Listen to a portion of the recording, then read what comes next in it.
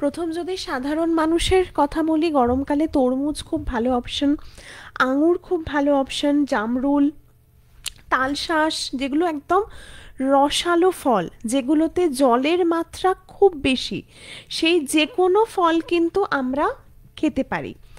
এবার হচ্ছে ডায়াবেটিক এবং গরমকালে যেটা আম, যেটার জন্য সারা বছর সবাই ওয়েট করে থাকে, আমার মতো যারা আম লাভার, তো যারা একদম সুস্থ স্বাভাবিক মানুষ তারা কিন্তু আম খেতে পারেন।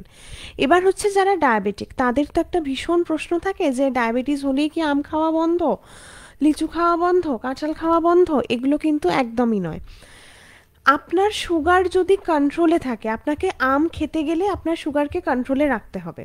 তার জন্য আপনি সারা বছর চেষ্টা করুন যে আমি গরমকালে এই গরমের যে বিখ্যাত ফলগুলো আম, কাঁঠাল, লিচু, এগুলো আমি খাবো। তার জন্য সুগার কন্ট্রোলে আছে। এবার হচ্ছে যে গোটা আম একবারে খেয়ে নেব না। ধরুন আমি ফল খাওয়ার একদম আইডিয়াল টাইম হচ্ছে ব্রেকফাস্ট খেলাম, লাঞ্চ খেলাম, তার মাঝের কোনো একটা সময়, ওই 11টা, 11:30, 12টা এরকম সময়, সেখানে আমি কয়েক টুকরো তরমুজ নিলাম, তার সাথে আধখানা আম নিলাম, বা আধখানা আম নিলাম তার সাথে একটু ছানা নিলাম, বা জল খাবারে আমি চিড়ে দই তার সাথে একটুখানি আম নিলাম।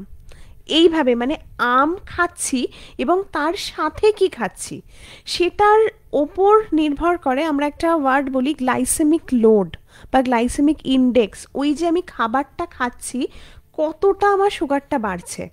তো এইটা কিন্তু ভীষণভাবে ইম্পর্টেন্ট যে আমি আমের সাথে কি খাচ্ছি, কাঁঠালের সাথে কি খাচ্ছি।